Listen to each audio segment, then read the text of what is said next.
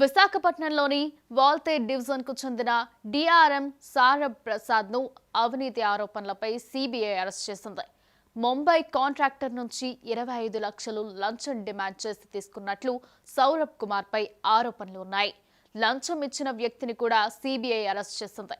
Mechanical బ్రాంచ్కు సంబంధించిన టెండర్కు సంబంధించి contractor నుండి డిఆర్ఎం 25 లక్షలు డిమాండ్ చేసినట్లు మీడియాలో కథనాలు వచ్చాయి.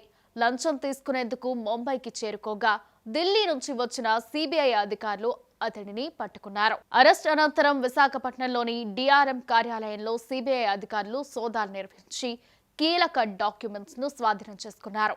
Visakhapatnam division DRM Saurabh Prasad 1991 batch mechanical engineering అధికారి. ఏడాది క్రితం విశాఖపట్నంలో డిఆర్ఎంగా నియమితులయ్యారు. ఆయన అరెస్ట్కు సంబంధించిన పూర్తి సమాచారాన్ని ఈ రోజు ఉదయం సిబిఐ ప్రత్యేకంగా వెల్లడించనుంది. గతంలో అంటే జులైలో 5 రైల్వే అధికారులను సిబిఐ అరెస్ట్ చేసింది.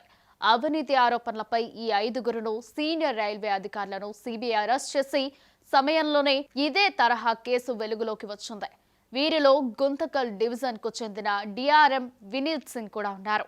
గుంతకల్ రైల్వే డివిజన్లో ఆర్థిక పరిపాలనాపరమైన అవకతవకలను బయటపెట్టేందుకు సిబిఐ ఈ ఆపరేషన్ చేపట్టింది. విచారణలో కొంతమంది నిందితుల ఇళ్లలో సిబిఐ బృందాలు భారీగా నగదును స్వాధీనం చేసుకున్నాయి.